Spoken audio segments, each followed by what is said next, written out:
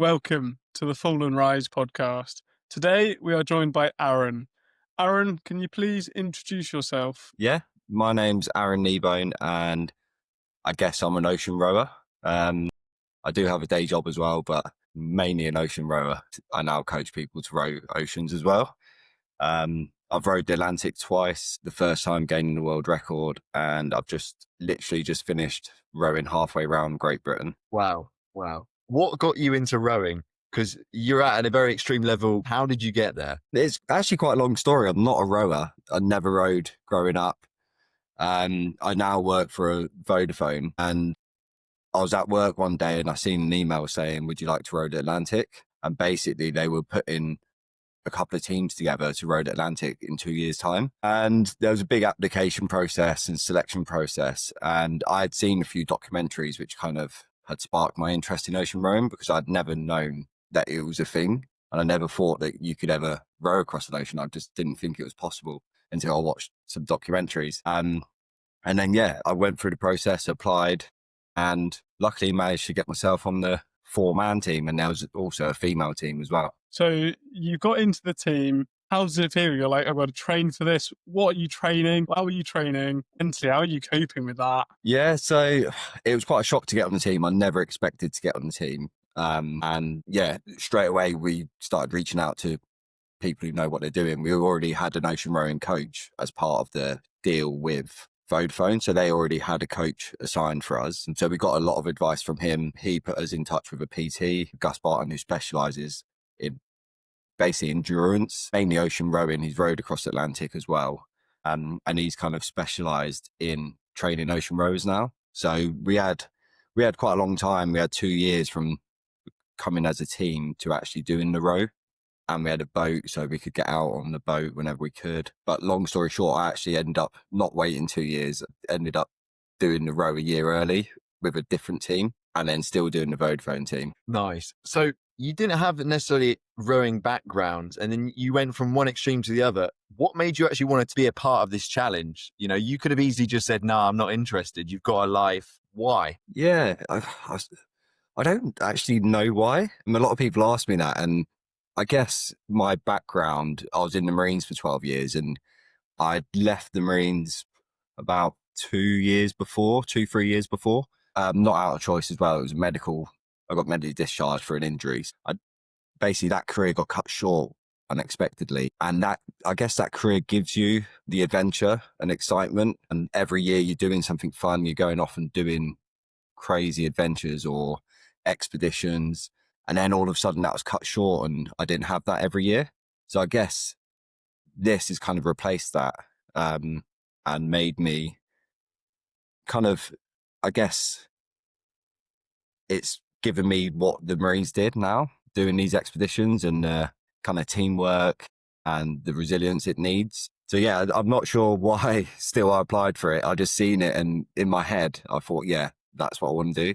Can you talk us through how you ended up doing it a year early? Yeah, so I was in training for 2 years' time, and my coach rang me out of the blue and said, oh, do you want to go rowing this weekend? There's a team who are rowing the Atlantic this year. They're training this weekend, but one of them's injured. And do you want to jump in? They can't go out with only 2 of them. The boat's too big for 2 people. So do you want to go out with them and make it a trio? And they were just going out for 24 hours. And I just thought, what an experience rowing with a team who are basically a year ahead of me in their preparation. So I thought, oh, that'd be perfect. Great experience for me. I haven't got anything on this weekend. Yeah, of course I will. And then, I went out of them, and we kind of touched on the subject about the team member who was injured. But he was adamant he was going to be fit in time. The other 2 who I was rowing with were pretty sure he wasn't. But they were still serving in the military. I kind of assumed, they're going to have loads of people who want to do this within their squadron. So I didn't really think much of it. We got on really well. We had a great 24 hours. And then a couple of weeks later, one of them rang me and said, yeah, teammate's dropped out. He's never going to recover in time. Do you want to join the team? And at first I did say no. I just thought, I can't get the time off work. They know I'm doing it next year. It's a lot to do it 2 years in a row. I'm already planning for next year. But then I kind of thought, actually, anything can happen between now and next year.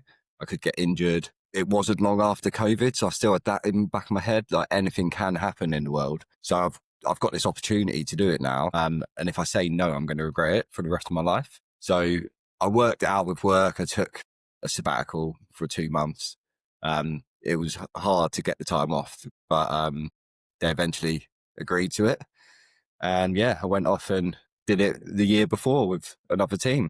You mentioned your training day was 24 hours. For some, that might seem loads of time. Can you kind of talk to us about how long these ocean rows are? Yeah, so the main Atlantic, it used to be called the Talisker Whiskey Atlantic Challenge. It's now called the world's toughest row. It varies on team size and strength, I guess. But it's from the Canary Islands to Antigua. And our first one took 35 days, but that was a world record for a trio.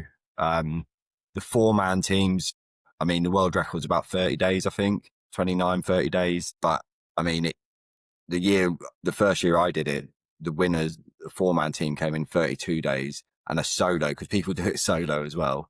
The last solo was over 100 days. So there's quite a big time difference between the first and last boats. And a lot of it is weather dependent as well. If you have a good year wind wise, pushing you can go a lot quicker. I mean, last year, the fastest time was 37 days, I think, which for a 4-man team, and they were a good, strong team as well, just because of the weather. But you mentioned your team did it in a new world record. How did that come about? Bear in mind, you'd only been training with this team very recently for your start date. How did that come about? I guess as a team, we had discussed how we want to do, and we wanted to be competitive. We're all early 30s, all fairly fit in different ways. None of us were rowers, but we all go to the gym. I was into cycling and racing before that. So my cardio was there. Maybe my upper body strength wasn't quite there, but we just had a kind of overall mission, and our mission statement was to row as fast as we could from Gran Canaria, or from La Gomera to the Canary Islands, to Antigua, sorry. So that was always our mission. So every decision we made on the boat, we reverted back to that mission and said, is it going to make us row faster? And we all had the same mindset. So yeah, I mean, they had been training a lot longer than I had, so they were in a better position than I was. I was a bit behind in the training, but yeah, I guess we wanted to be competitive against a 4-man team. So we were racing everyone basically. Because we were winning the trio category quite early on, we knew we had to set other goals, because otherwise we could get a bit complacent. So we were chasing down the 4-man teams and trying to beat as many of them as we could. So you're in a boat rowing across the Atlantic. Can you most people, when they think of a rowing boat, they think of a very small boat, and they can imagine how you could do that. Could you describe and sort of run us through what this boat looks like in order to facilitate what you're doing? Yeah. So they're 28 foot long, which is 8.3 meters. So they're quite long, about 1.5 meters wide, and they've got a small cabin at both ends, what you can sleep in and rest. They've got R1 anyway. The 3, 4 and 5-man boats have 3 rowing positions. So as a trio, we use the same size and same spec boat, exactly the same as the 4 and 5-man teams. So we don't get a benefit of less weight or less size. We use the same boat. So our downside is, as a trio, we have to go down to one person rowing that boat. Otherwise, we won't get any rest. Whereas the 4 and 5-man teams just stick to 2 on, 2 off. So 2 hours rowing, 2 hours resting. But yeah, they're really sturdy boats. They rewrite if they capsize, but touch wood, I haven't capsized yet. And yeah, they're not big, but they're not a river rowing boat. For the bigger crews, they do 2 hours on, 2 hours off for 2 people each. Was there someone rowing continuously the whole time, or what did it look like for you guys? Yeah, so we rowed 24/7. So it was quite a hard routine we were doing. It roughly worked out 2 hours on, 1 hour off for pretty much the whole day until midnight, and then midnight till 6 o'clock in the morning, we'd go down to one person rowing. And in that time period, you'll do 2 hours on your own and have 4 hours off. But sometimes it fell, what you didn't get a 4-hour block off. You had to do 2 hours off, 2 hours on, 2 hours off. But we rotated that. So 1 in every 3 or 2 in every 3, you'd have a 4-hour block off. and then you'll be 2 hours on, 1 hour off all day. Mentally, how are you coping with the physical strain and the mental strain that must put on you for such a long period of time? Yeah, it was a struggle. We were just exhausted, and it didn't help that the start of that race that year, we had a headwind for, I want to say it was about 3 days. All the days kind of blur into one. But for the first 10 hours of the row, we knew we had to get through this headwind and get ahead of all the other teams. So all three of us rode for the first 10 hours. So we didn't have any rest. And then we did 2 on, 1 off for 3 days. So for 3 days, we didn't have more than 1 hour off rowing. And by the third day, we were just like zombies. And then we went back into a normal routine. But I think what happened was we just got so excited at the start. In the first, everyone was, because we still had phone signal, everyone was messaging us saying, because you could track us, that we were winning the race. Like we could see other boats, but they soon disappeared. It's actually quite weird that you rarely see other boats once you're a couple of miles out, or at least a day out, you don't really see any other boats. But we knew we'd overtaken a lot of boats, and everyone was messaging us saying, you're winning the whole race, and sending us screenshots. There was 42 boats and we were number one. So we were just so excited and just kept rowing. But we paid for it in the coming days.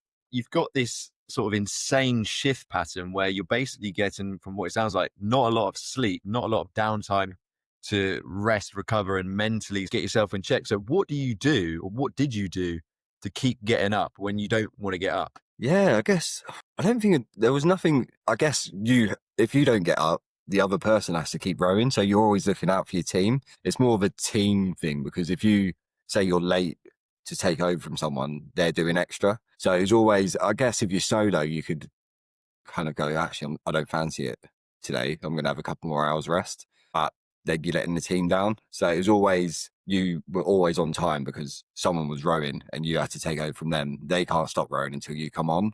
So I guess it was more being a good teammate rather than internal motivation to get up. It was, I need to get up to get that other person off because they've just done 2 hours and it's my turn. You've done 2 crossings of the Atlantic now. How did your experience vary from the first one to the second one? Yeah, so the second one was a Vodafone one, and we were a 4-man team until I think it was about 6 weeks before the row and someone got injured. So again, it ended up being a trio, which I didn't want to do because I knew how hard the routine was. And I guess the weather was slightly different. We agreed as a team, we wanted to savor it a bit. We wanted to be competitive and do as well as we could, but we also wanted to finish the row and think back and think, actually, we had a good time there. Savor some good moments when there's wildlife or Christmas Day, stop for a little while and open presents, because it's over December and January. But again, bear in mind, we got put together as a team. None of us knew each other 2 years before. And yeah, I think we did that. We still won the trio category. And I think we came, was it 6th overall? So we did, or it might have been 8th. It was up. One of them was 6th and one was 8th, one of the years. But yeah, we still won the trio category and placed really high. And it took 3 days longer, but I would say the weather was a bit harsher. We had a big kind of spell where we were basically hardly moving, and a lot of teams didn't move and were going backwards. But yeah, I'd say the weather contributed to it, and we did change the shift pattern a little bit to have an extra hour off during the day, but it was only 1 extra hour off. But yeah, again, it was quite good because we came together as a team 2 years without knowing each other and went through the whole process. And even with losing someone last minute, we still managed to do pretty well. As a team, how did you keep the morale up when you had those setbacks, like losing a teammate, like the bad weather? How do you keep the morale up in that situation? Yeah, I guess on the row, we did have a lot of things like someone had sent us, they'd recorded a quiz. So we sat there and did a quiz together. We used to listen to podcasts together, audio books. We had treats for kind of weekly treats. Every Friday we would have like a Toblerone, or one of the lads had, what were they? They were like some kind of biscuits, where he would eat a whole pack of biscuits in one day just because he could. Because you're burning so many calories, you can eat what you want. So we did a lot of things like that. On the second row, we took little bottles of Prosecco and had them at Christmas. Yeah, it's quite hard because actually you're so tired, and because you're crossing over with people, you're taking over from them, they're taking over from you. Sometimes you go a few hours without all being together because someone's always resting. So in that moment, it's just trying to, keep everyone's morale up and tell a joke, have a joke of the day, or ask silly questions. Some of the conversations are quite funny. You just get into some weird conversations out there and hallucinations. But it was just trying to keep everyone happy, really, because it is a hard place. And when people are tired and physically drained, missing home, seasick, it's hard to keep people's morale up. To row across the Atlantic, what are you taking with you in terms of what are you eating, like your clothes, all of that? What are you doing? So clothes-wise, you don't really take much clothes. I think I took 3 or 4 pairs of shorts, 4 t-shirts, and you just rotate them and wash them. And then pants. It's pretty hot, so you don't need warm clothes really, but it's all of it's UV protected. Loads of hats, sunglasses, UV tops, and you just try and stay protected. Food wise, I think I had to have about 6. It works on your weight, but I had to have about 6,000 calories a day. It was part of the race rules. They inspect it and make sure you've got that. So mine was made up of 3 dehydrated rations, which if you haven't had them, they're like pot noodle type things. So you pour hot water in them and then they hydrate and then it's a proper meal. So my favorite was spaghetti bolognese, but you get all sorts, curries, normal meals really. So they were all 1,000 calories. So that was 3,000 calories. And then I'll make my other 3,000 up with something called a snack pack. So it's just a resealable bag with nuts, nut butter, crisps, wheats, nothing really that good nutritional value, but stuff you wanted to eat. And that's what I found. What I learned the first year is actually I just want stuff I want to eat. So it doesn't matter if it's a chocolate bar. I'd rather have that than a nutritional flapjack, which I don't want to eat. I'd rather eat 2 chocolate bars and 1 flapjack. So yeah, it was just a lot of sweets and chocolate and crisps and nuts, anything with high calories and easy to eat. Did that experience of learning what works for you, did that benefit your teammates in the second race? Were you able to like guide them on that? Yeah, I definitely think it did. I think just the whole experience, because it was more the rowing as well. Those little things really help, but then knowing how to row in big weather, because you try not to train in the big weather because you don't want to be training off the coast in big winds and big waves because there's land there and you can't really row against the wind in certain conditions. So you don't train in big conditions really. And I remember speaking to one of the team the second year, and he basically said, I didn't expect it to be like this. I didn't expect the weather to be so big, because the second year we started a day late because there was a bit of a storm, and we went straight into some of the fastest, biggest weather I've experienced on the ocean. And that was the first 2 days. And that lasted for a week. So it was a bit of a baptism of fire for people who had never been on the ocean. It was good in a way because it was pushing us straight towards Antigua, but it was a bit out of control. And it made everyone seasick. Usually it's quite a gradual build up to people getting seasick, or they get used to it before they get a chance to get seasick. Whereas this was straight into it. So everyone was seasick. Can you talk to us what it's like in that big surf? It's quite fun, actually. The boats surf, so they surf down the waves. And I thought I'd worry about capsizing or worry about the boat not being safe, but the boats are pretty good. There were times where we ended up on the side, didn't fully capsize, but ended up on our side and it bounced back up. But yeah, I mean, it was 16.4 knots. So if you convert that to miles per hour, I think it's about 21 miles per hour surfing down a wave. And yeah, it's quite, when you first do it, it's quite scary. And then you get used to it and then you try surfing the waves. And it is quite fun, yeah.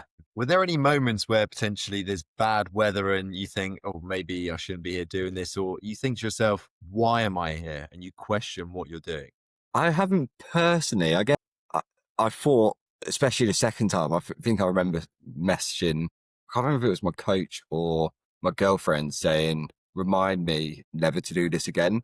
But it was probably, I think it was the first few days into it where your body's getting used to it. You're getting used to the sleep deprivation. You're getting used to everything, the harsh routine, the food. And yeah, I remember sending that message, but then I've signed up for more rows now. How do you balance your personal life and your work life with these extreme endurance challenges? Yeah, it's been quite hard. It takes up quite a lot of time. And I'm quite lucky because I work 4 days on, 4 days off. So I can do a lot of it in my 4 days off, even if it's just 2 days of my 4 days. And work have been quite supportive. My girlfriend at home has been supportive. So it's been hard. I've kind of had, well, I was meant to basically have a year off last year, but I ended up coaching teams and that took up quite a lot of time. But yeah, it has been quite hard. It's pretty much a full-time job doing a campaign. I was quite lucky with both of mine because I came on late to the first one. Everything was already funded. The second one, Vodafone paid for the boat and the race entry fee. So we were still chasing sponsors and trying to get sponsors, but we didn't have the stress what most teams have. I mean, most teams spend most of their time for 2 years trying to get the money to get to the start. And it's not a cheap thing to do. But luckily, both times, most of the stress has been taken away. So I've been very lucky in that sense. But I think if I had to fully fund from zero, it would be a lot harder to balance my life because you would have to be constantly doing fundraising events or go into events, meeting people, trying to get money off them. So yeah, I've been very lucky in that sense. You mentioned there were other rows that you're doing or have done. Can you talk to us about what those are? Yeah, so this year, beginning of the month or about 2 weeks ago, I finished rowing halfway around Britain. So the plan was to row half this year, row half next year. And the plan was this year we were going to do Land's End to John O'Groats. It's like a popular cycle running route, hiking route. So we did start in Land's End. So the whole campaign's called Row for Motor Neuron, well, MND. So Row for MND, we're raising money for motor neuron disease. You might have seen us in the news, actually. Some people, any listeners might have, because part of the row, we got accused of being migrants. And we were on the front page of the Daily Star because an MP had spotted us off the beach and claimed we were migrants, but it went viral.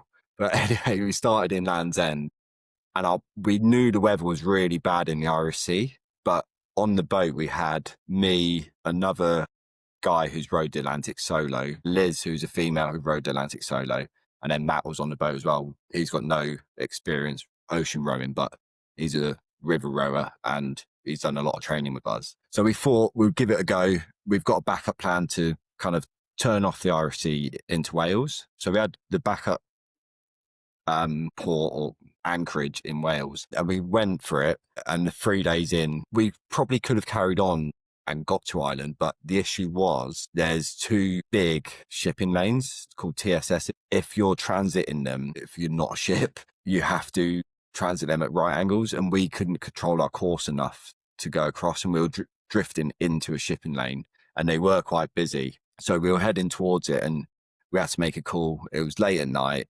The wind, basically, we had a westerly wind, and we were trying to get across to Ireland, and it was straight headwind.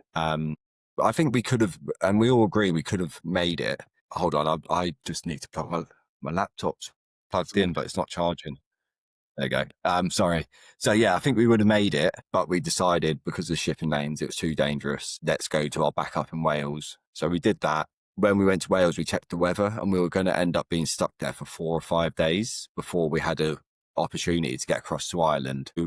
We decided to get the boat out of the water in Wales, go back to Land's End, and start going the opposite way, anti-clockwise instead of clockwise. So we only really wasted about a day and a half. The next night we were back on the water going anti-clockwise, and then we ended up getting to Edinburgh in the end.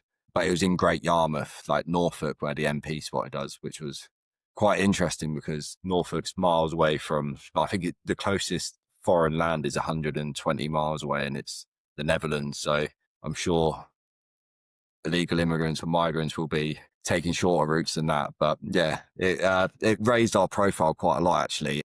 From there, I think we've received about 35. The MP actually donated £1,000 after it. And then, yeah, we've raised about £37,000 more since that happened. And I think we're up to £142,000. But this Row for MMD is a 4-year campaign. I'm not sure how many of them I'm going to do yet, but I'm definitely doing next year. So we're unsure how we're going to do it next year. We might start in Wales. Basically, we want to complete the circumnavigation. So whether we start in Edinburgh, where we finish this year, and get to Wales, or start in Wales and go to Edinburgh, we might even do it in stages. We just want to complete the circumnavigation. Sorry, my dog's growling at something outside. But yeah, so, and then the year after that, it's the Pacific Ocean, which I'm still unsure if I'm going to do yet. I want to, but we'll see how it all lines up. But that'll be from California to Hawaii, which is an interesting row and very hard. And people think because it's Hawaii, it's not that far, but it's actually nearly the same distance as the Atlantic. And then the last row is New York to London, the North Atlantic, which is quite a hard route. I think only one team's done it in the past. So yeah, I still don't know if I'm going to be part of all 4, but definitely doing next year. I'll just take it year by year. Can you talk to us why you're raising money for MN? Yeah, so I personally don't have any real connection to it, but Matt has a real close family friend who passed away from MMD. And they kind of, Matt and Mike, it's their kind of idea. It was their kind of idea for these rows. And I've known Mike for a few years, and that's how I came on board. But yeah, I think Matt's been raising money for My Name's Doddy Foundation for years now.